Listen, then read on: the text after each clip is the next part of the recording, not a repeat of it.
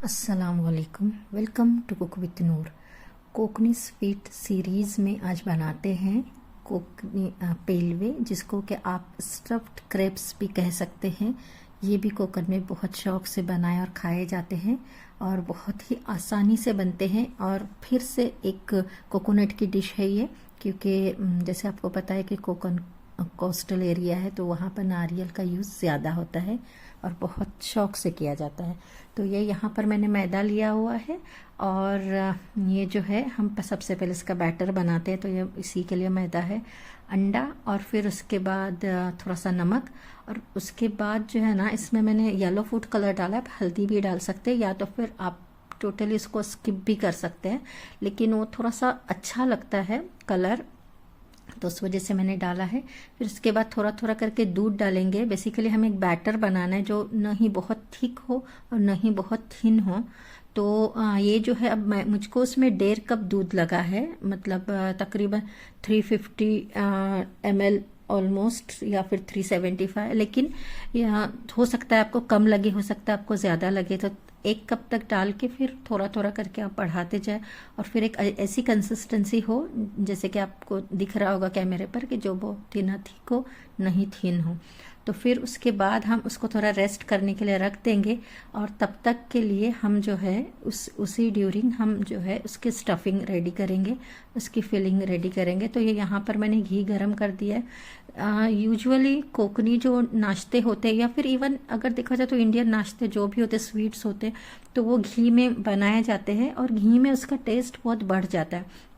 अब as usual मुझे क्योंकि नट्स फ्राई पसंद है तो मैंने पहले नट्स डाल दिए, लेकिन आप स्टफिंग के टाइम पर भी उसमें डाल सकते हैं, लास्ट में जब आप रोल करेंगे उस वक्त भी डाल सकते हैं, बट क्योंकि जब फ्राई हो जाते हैं तो उसका टेस्ट बढ़ जाता है।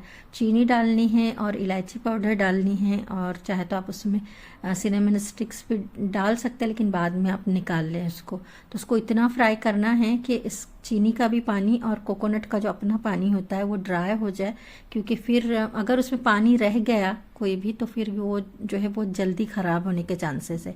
निकाल लेते हैं एक प्याले में और फिर उसी फ्राई पैन को साफ़ करके अब हम उसमें जो है हमारे क्रेप्स बनाएंगे, जिसको कि कोकन में पेलवे कहा जाता है।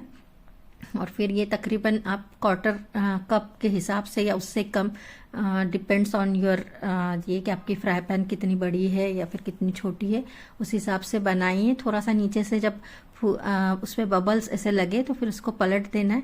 1 बाय 1 बनाते जाना है, एक साथ भी आप बना सकते हैं और फिर उसके बाद चाहे तो 1 बाय 1 भी बना, मतलब एक बना के फिर फिलिंग कर दे और फिर बना दे। वैसे ये मैं फ़िलहाल तो 3 बना रही हूँ, लेकिन इस बैटर में मेरे 10 बन गए थे और ऑलमोस्ट 10 उसमें स्टफ़ भी हो गए थे। मतलब वो हाफ कप जो मैंने नारियल लिया हुआ था वो इतना इनफ हो गया था।